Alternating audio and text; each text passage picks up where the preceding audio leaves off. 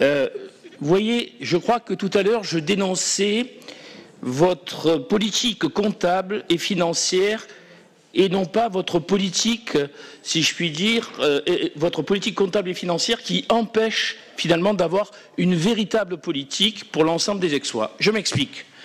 Gérard, quand on lui parle de taxes sur les logements vacants ou de la taxe de séjour Airbnb, lui, il voit les sous, je vais caricaturer, qui rentrent ou qui sortent. C'est normal, c'est son rôle et c'est un point important. Mais ce n'est pas de ça qu'il s'agit pour nous à Aix-en-Partage. Pour nous à Aix-en-Partage, une taxe sur les logements vacants, ce n'est pas parce qu'on serait en difficulté financière. On taxe les logements vacants pour qu'il y en ait de moins en moins. Pourquoi ? Pour qu'il y ait plus de logements pour les Aixois. C'est aussi simple que cela. On n'a pas d'ailleurs de recension exacte des logements vacants dans cette ville. C'est une chose que l'on devrait faire et je voulais le poser, mais je ne pourrais pas en question préalable ou orale il y a déjà bien longtemps, je le ferai plus tard. Et quand je dis ça, croyez-moi que pour des raisons... Nous l'avons, hein, c'est 9,4%, Jean-Louis l'a avec lui. D'accord, bon. Et croyez-moi, quand je dis ça, pour des raisons personnelles, je connais les problématiques de logement et je sais que des logements vacants, parfois, ce sont des logements vacants de quelques mois seulement parce qu'il y a des tas de problèmes qui expliquent qu'un logement soit vacant pas très longtemps. C'est pas cela que je vise, mais je vise des logements vacants permanents et il y en a dans cette ville comme ailleurs et on devrait s'y atteler. S'il y a une taxe, peut-être que les gens réfléchiraient à deux fois. Je veux punir personne, je ne suis pas un accapareur, je ne m'appelle pas Lénine, mais à un moment donné, l'impôt aide. C'est le premier point. Le deuxième point, c'est pareil pour les Airbnb. Les Airbnb, vous respectez la réglementation, ça c'est vrai Gérard, et je ne veux pas le nier, mais pour moi, dans cette ville comme dans bien d'autres, il faudrait beaucoup plus encadrer le Airbnb, notamment en termes de jours dans l'année d'Airbnb. Il faut là aussi permettre à la location, je dirais, courante d'être majoritaire, elle l'est, mais d'être encore plus majoritaire. Et le Airbnb, franchement, à part rapporter un peu de sous, ça ne sert pas à grand-chose, sauf quand on voyage et qu'on tombe sur un joli appartement et qu'on a les moyens. Donc, c'est une politique que nous venons mener en matière de logement. Premier point. Deuxième point, Gérard, là, on élargit un peu, on revient au débat antérieur. Je suis d'accord avec toi que dans une grosse structure, notamment comme la métropole, et moi je l'ai connue et je la connais tous les jours, à l'université, quand il y a une telle structure, un tel effet de taille, je dirais que parfois, quel que soit l'exécutif, l'administration prend le contrôle. Voilà, parce que c'est l'effet de taille, et deuxièmement parce qu'il se trouve qu'en plus, et je terminerai par là, on n'a pas un exécutif aujourd'hui à la métropole à la hauteur des enjeux, donc l'administration ayant... la nature, ayant horreur du vide, il y a de l'administration. Mais ce n'est pas ce que je visais tout à l'heure concernant Aix. À Aix, nous connaissons tous les services. Donc ils savent combien nous leur sommes redevables de leur travail. Et donc après, on discute politique, et notamment politique de proximité. Je termine sur un point, Madame le maire. Je vais aller sur un point, mais différemment de Monsieur Gruvel, ça va peut-être étonner certains, encore plus loin que lui. Ce à quoi j'ai assisté hier relève du déni de démocratie. Ce à quoi j'ai assisté hier en plein conseil métropolitain, ce n'est pas quelques énervements, un peu d'autoritarisme. Ça allait bien au-delà de cela. Il y avait du mépris. Le mot est faible. J'ai envie qu'on m'entende là-bas, à la métropole, de la vulgarité, du mépris, de la vulgarité à l'égard d'un certain nombre d'élus.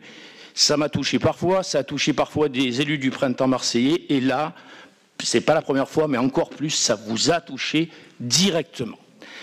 Quand je dis ça, on n'est plus dans le débat de la métropole là, on est dans la manière dont on préside une assemblée démocratique. Elle n'avait hier, déjà, c'était avant difficile, mais hier, elle n'avait plus rien de démocratique. Vous entendez? Plus rien de démocratique. Non seulement on empêche de parler, on coupe les micros, on fait semblant d'avoir pas entendu l'élu qui veut intervenir sur tel ou tel rapport. Pendant ce temps, entre parenthèses, un peu de politique générale, on laisse le sénateur Stéphane Ravier, qui délire dès qu'il parle, délirer pendant des minutes et des minutes avec des propos à la limite du racisme et de la xénophobie, et que tout le monde entende ce qu'il a dit hier, parce que c'est le cas. Mais là, j'accuse Madame Vassal, parce qu'elle l'a laissé parler pendant qu'elle a coupé la parole,